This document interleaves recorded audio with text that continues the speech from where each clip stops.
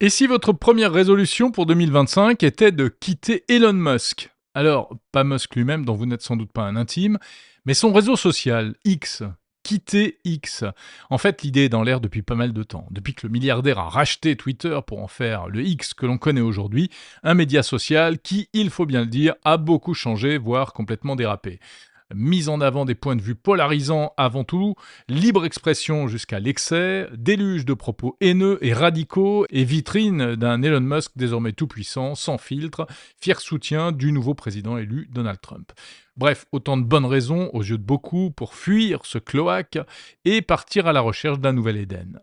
Eh bien, certains se proposent de vous aider à passer à l'acte. C'est l'objet de la campagne Hello Kitty X. Hello Quit X, allusion au célèbre personnage Hello Kitty, un mouvement lancé par des chercheurs français du CNRS qui se propose de vous prendre par la main pour quitter le 20 janvier prochain la plateforme d'Elon Musk. Pourquoi le 20 janvier? Parce que ce sera le jour de l'investiture de Donald Trump. Alors Hello Kitty X, c'est un hashtag, paradoxalement que l'on peut voir sur le réseau X, mais c'est aussi une campagne de sensibilisation et un site web avec tout ce qu'il faut savoir pour récupérer vos contacts, vos contenus depuis X et puis partir ouvrir un compte sur une autre plateforme de votre choix, en l'occurrence Mastodon ou Blue Sky. Bon, avant cette initiative, beaucoup ont déjà fait savoir qu'ils quittaient X, parfois même bruyamment. Des particuliers, mais aussi des médias comme The Guardian en Grande-Bretagne, Ouest France ou Mediapart en France. Il y a deux manières de faire. Il y a ceux qui tirent le rideau rageusement et qui ferment carrément leur compte. Et puis, il y a ceux qui expliquent qu'ils ne posteront plus rien, mais qui veulent quand même garder un œil sur le réseau ONI et qui donc ne ferment pas leur compte. Il faut savoir que ce choix est aussi, on le voit bien dans les différents commentaires postés ici et là, un choix politique. Il y a ceux plutôt de gauche qui n'en peuvent plus de Musk et de ses frasques et sont dans une logique de boycott. Et puis il y a ceux qui, sans pour autant le cautionner, s'en accommodent en privilégiant l'aspect pratique. Car le problème, c'est que quitter X n'est pas facile. C'est même un sacré dilemme, comme le titrait récemment Le Monde. Un dilemme parce que sur X, eh bien, c'est quand même là que ça se passe, et pas ailleurs. X, ex-Twitter, demeure le réseau des politiques, de l'actualité, des journalistes. X bouge, vibre, vibrionne en permanence. Alors oui, souvent ça dérape, c'est vrai.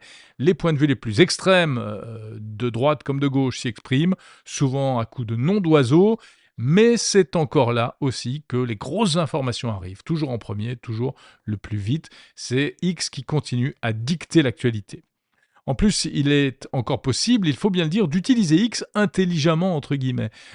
Par exemple, en se concentrant sur l'onglet abonnement qui désactive la recommandation algorithmique, on ne voit que les contenus postés par les personnes que l'on suit réellement. Le problème, c'est qu'on est souvent tenté de retourner sur l'autre onglet, l'onglet pour vous, qui là fait remonter le pire du réseau. Le pire, oui, mais aussi, et il faut bien le dire, le meilleur encore aujourd'hui, car X demeure une plateforme qui regorge de contenu, le plus souvent d'actualité, et toujours de grand intérêt dans de nombreux domaines. Alors si on a le cœur fragile et qu'on n'en peut plus des vidéos de gens qui se tapent dessus et de propos insultants à droite à gauche, ou d'opinions totalement opposées aux siennes exprimées avec assurance et répétition, eh bien oui, on a du mal à rester. Mais si on arrive à faire la part des choses, il est difficile de se détacher de cette drogue dure.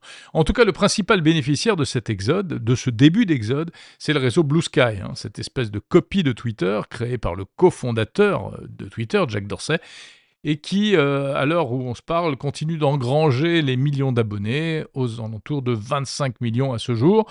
Certes, ça reste quand même assez faible face aux 500 millions d'abonnés ou d'utilisateurs de X.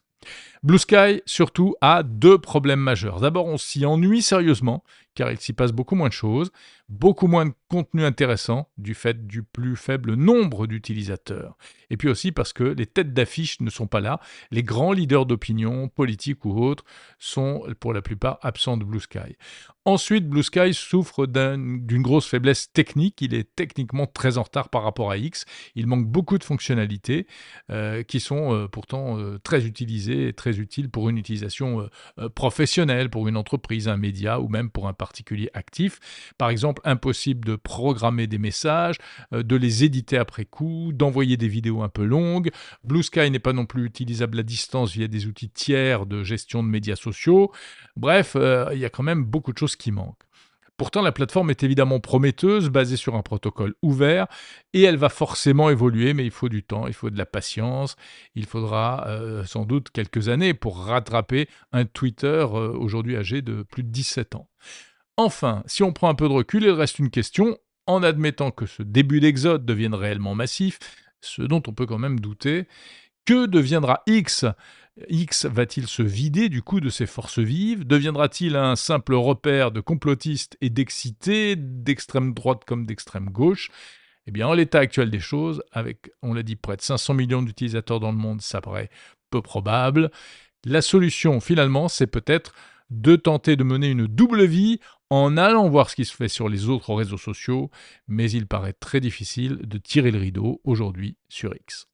Vous aimez écouter des podcasts, vous avez peut-être envie de créer le vôtre, votre propre podcast. Alors rendez-vous sur le site formationpodcastpro.com. C'est une formation en 25 vidéos que je vous propose pour tout savoir sur le podcast. Quel matériel choisir, comment enregistrer dans les meilleures conditions, comment préparer un épisode de podcast et comment mener une interview comme un journaliste. Je vous dis tout, je vous donne des trucs et des conseils. Que vous soyez un particulier passionné ou un professionnel qui veut en savoir plus sur la communication par podcast, c'est la trousse à outils idéale à acquérir en cette fin d'année. Et pour vous faire une idée, vous pouvez télécharger dès à présent la FAQ du podcasting disponible gratuitement sur le site formationpodcastpro.com.